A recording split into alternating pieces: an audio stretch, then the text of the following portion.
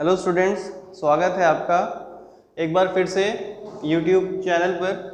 यह आपका CAD cam का तीसरा लेक्चर है। इससे पहले वाले लेक्चर में हमने डिस्कस किया था कि जो कॉन्सेप्ट है ड्राफ्टिंग का, डिज़ाइन का और ड्राइंग का, ठीक है, वो पिछले लेक्चर में हमने सिर्फ उसका कॉन्सेप्ट समझा था।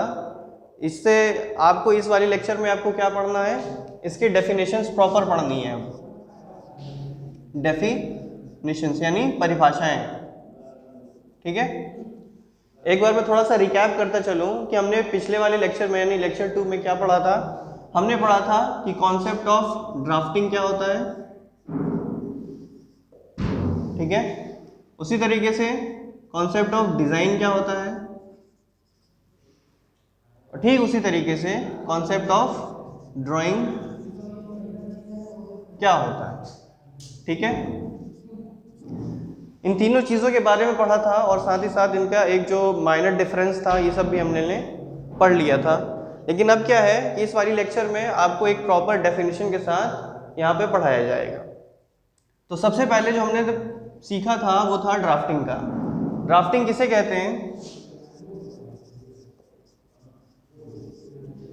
ड्राफ्टिंग, जैसा कि आपको पिछले वाले लेक्चर में बताया गया था कि ड्राफ्टिंग क्या है, एक रफ विजुअलाइजेशन होता है। किसी भी नए प्रोडक्ट को डिज़ाइन करने से पहले आपके दिमाग के अंदर, जो आपके मन के अंदर जो चित्र बनता है, उसका जो आकार बनता है, उसी को कॉपी पर या पेपर पे उतार लेना, यही आपका क्या कहलाता है? ड्राफ्टिंग कहलाती है। और ये किन किन मोड से किया जाता है, कौन कौन से सोर्सेज से किया जा सकता है? एक तो आप फ्री हैंड कर सकते हैं और दूसरा कंप्यूटर की सहायता से कर सकते हैं, ठीक है। तो इसके बारे में थोड़ा लिखते चलें आप लोग सब लोग। A rough visualization of N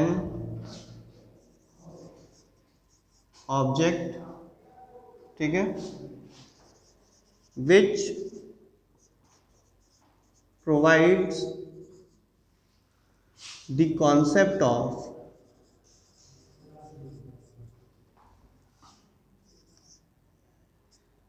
formation of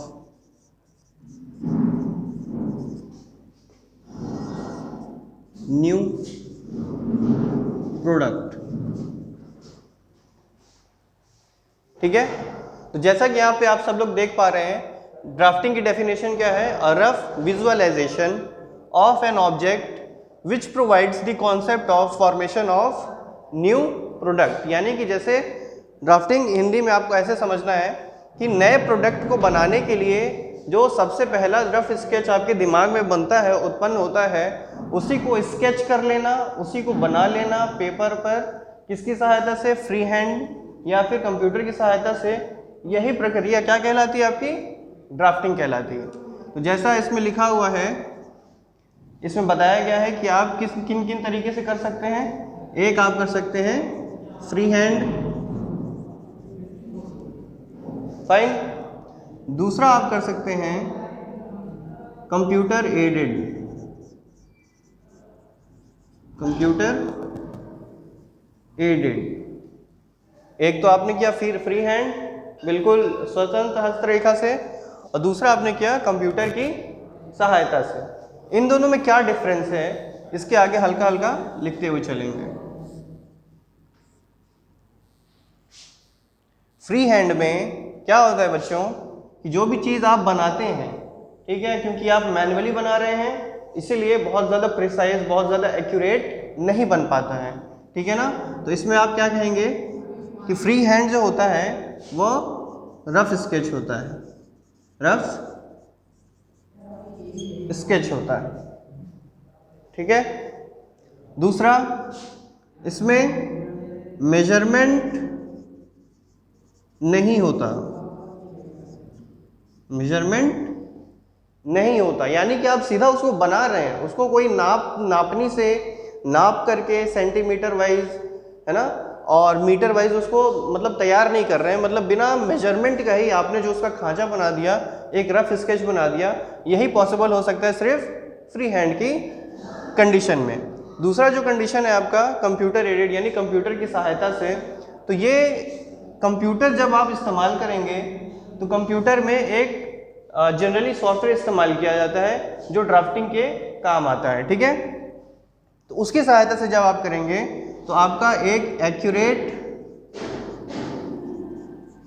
sketch मिलेगा और इसमें प्रॉपर मेजरमेंट्स मिलेंगे।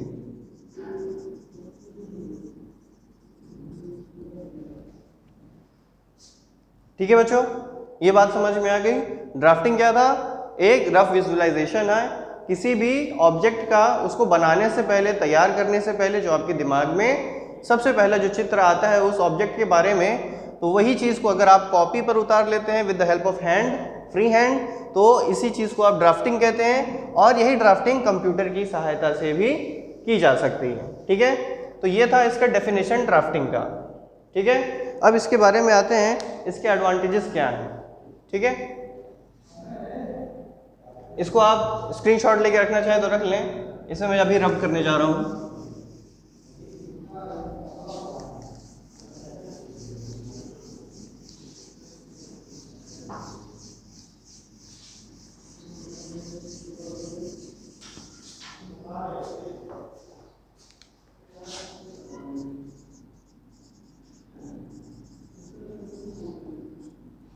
एडवांटेजेस है ना।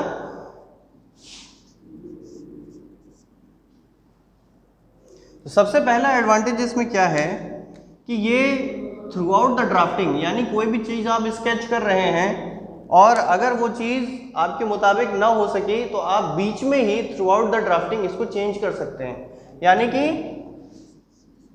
It can be amended, it can be amended, amended मतलब क्या होता है? बदलाव करना, बदलना, ठीक है ना। It can be amended through out the drafting.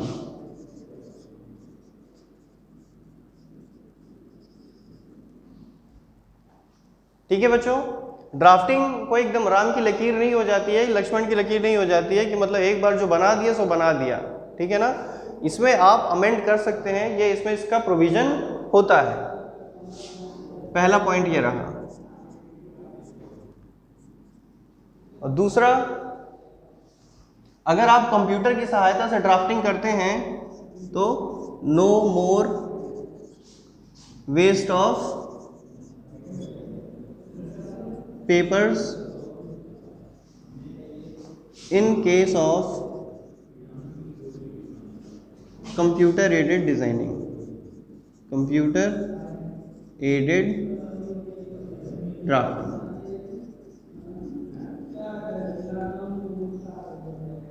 जाहिर सी बात है, जब आप फ्री स्केच करेंगे पेपर पे पेन की सहायता से, तो हो सकता है कि आपका ड्राफ्टिंग जो है एक बार में कंप्लीट ना हो। तो जब कंप्लीट नहीं होगा तो उस पर दोबारा से पेन चलाना पूरी ड्राफ्टिंग को ख़राब करने के जैसा होगा। तो आप क्या करेंगे? दूसरा पेज लेंगे, यानी कि जो आपने पहले वाला पेज लिया वो क्या हो गया? बेकार हो गया, यानी वो वेस्ट हो गया। लेकिन जब आप कंप्यूटर की सहायता से ड्राफ्टिंग करते हैं तो आपके पास अमेंड करने के चांसेस और टूल्स बहुत ज़्यादा होते हैं विदाउट वेस्टिंग एनी पेपर्स, ठीक है। तीसरा एडवांटेज इसमें यह है कि drafting provides a clear concept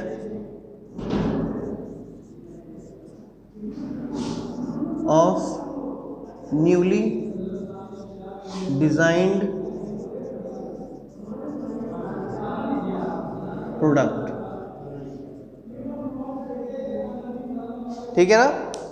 यानी ड्राफ्टिंग की सहायता से ही आपको सारी एक क्लियर कॉन्सेप्ट आपके दिमाग में बन जाता है कि नया प्रोडक्ट हमारा दिखने कैसे वाला है, या मार्केट में जैसे भी उतारेंगे उसे तो वो कैसे उतरने वाला है, कैसे काम किया जाएगा उस पर, ठीक है बच्चों।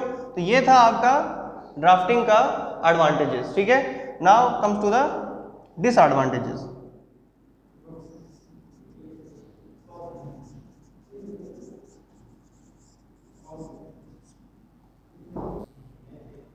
ठीक है बच्चों, तो हम लोग कहाँ पर थे?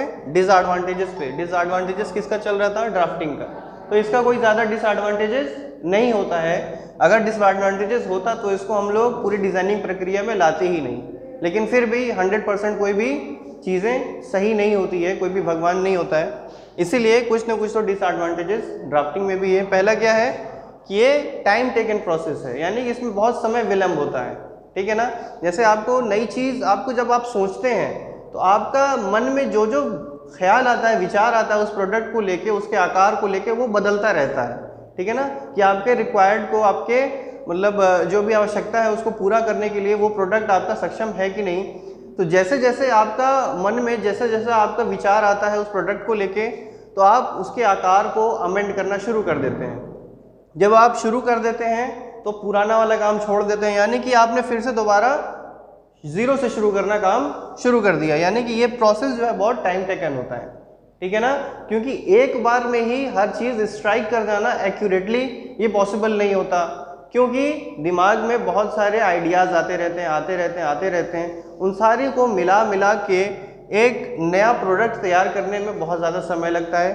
तो यही एक डिसएडवांटेजेस है इसका ड्राफ्टिंग का। और दूसरा, नीड्स स्किल्ड पर्सनल, यानी इसको ड्राफ्ट करने के लिए आपको मतलब एक टेक्निकल बंदा होना चाहिए, ठीक है ना। यानी कि बेसिक नॉलेज उसको होनी चाहिए किसी भी ड्राइंग को कंप्लीट करने के लिए, ड्राफ्ट को कंप्लीट करने के लिए। ऐसा नहीं कि मतलब कोई भी इस चीज़ को कोई भी आदमी कंप्लीट कर सकता है।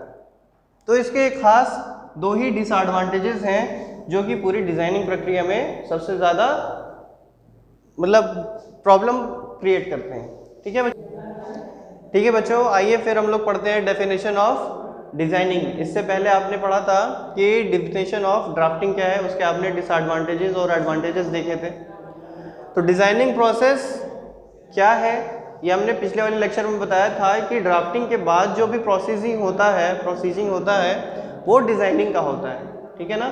यानी कि आपने एक दफ़ा जब ड्राफ्टिंग कर लिया किसी भी ऑब्जेक्ट का, किसी भी प्रोडक्ट का, तो अब आप क्या करेंगे, उसका डिज़ाइन करना शुरू करेंगे। तो डिज़ाइन बेसिकली है क्या चीज़ कि जो भी चीज़ आपने उस प्रोडक्ट का ड्राफ्ट बनाया है उस पर सारी एनालिसिस कर लेना, हर तरह की एनालिसिस कर लेना, लोड टेस्टिंग कर लेना, थर्मल टेस्टिंग कर लेना, और प्रॉपर मेजरमेंट के साथ कि आपका वो जो प्रोडक्ट है वो आपके दिए हुए रिक्वायर पोजीशंस को कंप्लीट कर पा रहा है कि नहीं कर पा रहा है। इसी सारी प्रक्रिया को आप क्या कहते हैं, डिज़ाइनिंग कहते हैं। अगर आप यहाँ पे देख पा रहे होंगे अ 3D विजुअलाइजेशन, ठीक है ना, a 3D visualization of an product followed by successful formation of its drafting, यानी कि किसी भी प्रोडक्ट का जब आप सक्सेसफुल ड्राफ्टिंग कर लेते हैं तो उसका फिर दोबारा से 3D विजुअलाइजेशन करना एसोसिएटेड विथ, यानी और उसके साथ साथ उसकी प्रॉपर मेजरमेंट कर लेना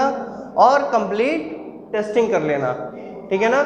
यानी कि ड्राफ्टिंग आपने जब सक्सेसफुल कंप्लीट कर ली, उसके बाद जो 3D विजुअलाइजेशन करके उसके साथ साथ आप उसके प्रॉपर मेजरमेंट और पूरी की पूरी कंप्लीट टेस्टिंग जब उस पर इम्प्लीमेंट कर लेते हैं, ऐसी ही सारी पूरी प्रक्रिया को आप क्या कहते हैं, डिज़ाइनिंग ऑफ अ प्रोडक्ट, ठीक है ना।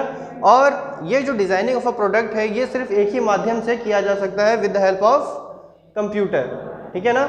कंप्यूटर की ही सहायता से किया जाता है। कंप्यूटर में चलाने के लिए इसको एक सॉफ्टवेयर आता है क्रियो नाम का, जिसकी सहायता से आप किसी भी प्रोडक्ट की डिज़ाइनिंग कर सकते हैं। तो क्रियो एक ऐसा सॉफ्टवेयर है जो आपको तीनों चीज़ें प्रोवाइड कराता है, चाहे आप ड्राफ्ट करना चाहें, चाहे आप उस पर डिज़ाइन करना चाहें, या फिर आप उस पर ड्रॉ करना चाहें, ठीक है। तो ये था डिज़ाइनिंग का आपका पूरा डेफिनेशन। अब आते हैं इसके एडवांटेजेस के बारे में। इसका एडवांटेजेस क्या क्या है, तो देखिए बच्चों, ये जो डिज़ाइनिंग प्रोसीजर है उसमें बहुत सारे एडवांटेजेस हैं और डिसएडवांटेजेस बिल्कुल ना के बराबर, ठीक है। आइए देखते हैं। पहला एडवांटेजेस इसका क्या है, अ रियल टाइम सिमुलेशन।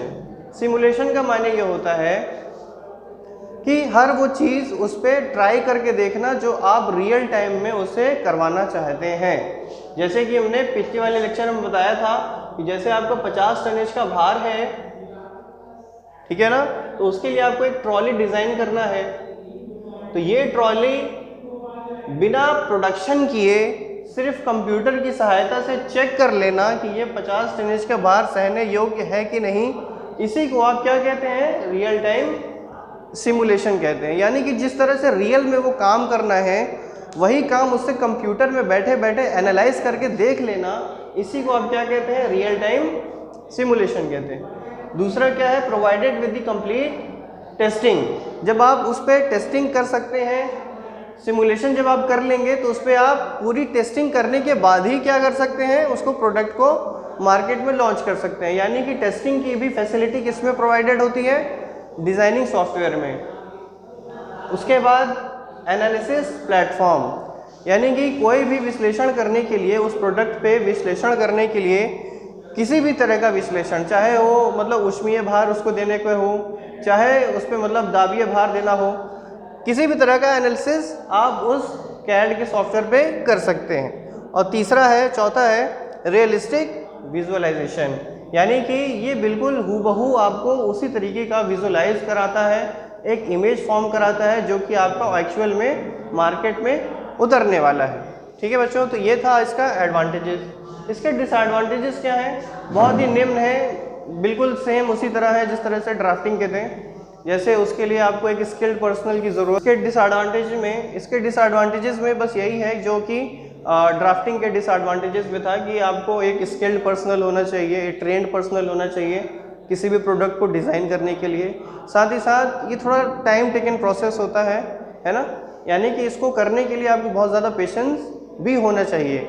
जैसे कि आप एग्जाम्पल के तौर पर समझें कि कोई भी जो भी प्रोजेक्ट होता है किसी भी नई चीज़ को ड्रॉ करने का, प्रोडक्ट को लॉन्च करने का, तो वो कितना समय लेता होगा, थोड़ा आप इस पर गौर करें तो आप ये देखेंगे, आप ये पाएंगे कि कोई भी एक छोटी से छोटी चीज़ अगर मार्केट में आ रही है तो उसके पीछे कितने लंबे से काम चल रहा है, ये हमें और आपको नहीं पता होता है। ठीक है ना, तो ये जो डिज़ाइनिंग का प्रोसेस होता है वो बहुत ही टाइम टेकन होता है। साथ ही साथ इसको करने वालों के लिए भी उनके स्किल्ड होना बहुत ज़्यादा ज़रूरी होता है। तो बच्चों बस आज की क्लास में इतना ही। आपने इस क्लास में क्या पढ़ा कि आपने पढ़ा कि डेफिनेशन ऑफ ड्राफ्टिंग क्या होती है, डेफिनेशन ऑफ डिज़ाइनिंग क्या होती है, साथ ही साथ दोनों के आपने एडवांटेजेस और डिसएडवांटेजेस पढ़ लिए। ठीक है ना, अब इसके नेक्स्ट वाली लेक्चर में यानी कि लेक्चर नंबर 4 में आपको पढ़ना है डेफिनेशन ऑफ ड्राइंग। साथ साथ उसका भी आप क्या करते चलेंगे, एडवांटेजेस और डिसएडवांटेजेस भी दोनों के साथ साथ कवर करते चलेंगे।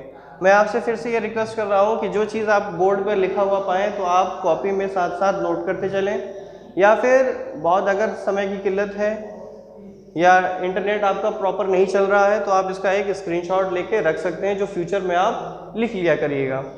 तो बच्चों आज भर बस इतना ही। आई होप कि आप लोग को इसमें समझ में आया होगा। किसी भी प्रकार की कोई भी अगर समस्या होती है किसी भी टॉपिक को लेके तो आप बेझिझक जो है व्हाट्सएप के ज़रिए आप अपना सवाल रखिएगा, आपके सवालों के उत्तर जल्द से जल्द प्रोवाइड कराए जाएंगे। तब तक के लिए आप सब लोग पढ़ते रहिए, घर में रहिए एवं सुरक्षित रहिए। धन्यवाद।